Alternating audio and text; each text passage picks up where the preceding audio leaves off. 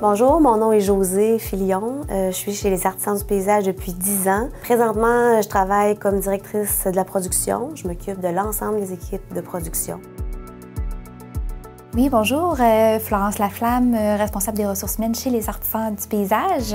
Les Artisans du paysage existent depuis 40 ans déjà, même que cette année, on a fêté, pour être plus précis, 42 ans. Cette année, en haute saison, on a atteint le 115 employés. Donc, employés, on parle autant employés de bureau au niveau de l'administration, de la conception, de la vente, mais aussi tous nos employés terrain en aménagement paysager, en entretien des espaces verts, qui comprend l'horticulture, la tonte, jusqu'à la fertilisation.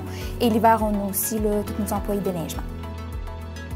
Dans le marché, on vit une pénurie de main-d'œuvre, donc on n'a pas le choix de se retourner vers des solutions. Puis cette année, nous, on a vécu l'expérience d'aller embaucher de la main-d'œuvre étrangère, donc des travailleurs étrangers temporaires. L'enjeu d'une main-d'œuvre étrangère, espagnole en l'occurrence, c'est la barrière des langues. Une fois qu'ils sont arrivés, que tu as fait le processus d'embauche, qu'ils sont prêts à commencer à travailler, bien, il faut penser plus loin, comment on peut faire pour les intégrer dans l'entreprise. Déjà, on avait des activités au niveau club social pour pouvoir socialiser.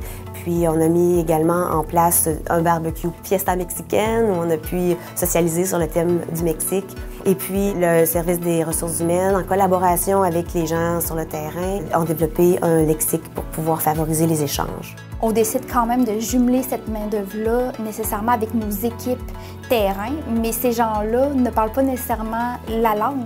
Puis, on va se le dire que communiquer sur le terrain, c'est super important parce que c'est cette façon-là qu'on dit qu'est-ce qu'il y a à faire, on est rendu où. D'appuyer notre main-d'œuvre déjà présente, de leur dire écoutez, on sait qu'il y a une barrière de la langue, on va vous créer un lexique français-espagnol.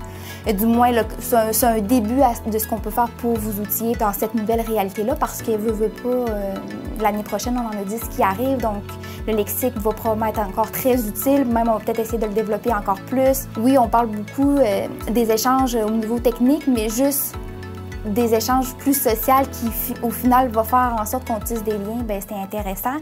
Puis, si on est capable de faire en sorte que les Mexicains reviennent avec une meilleure connaissance du français, nous, on va avoir relevé un défi.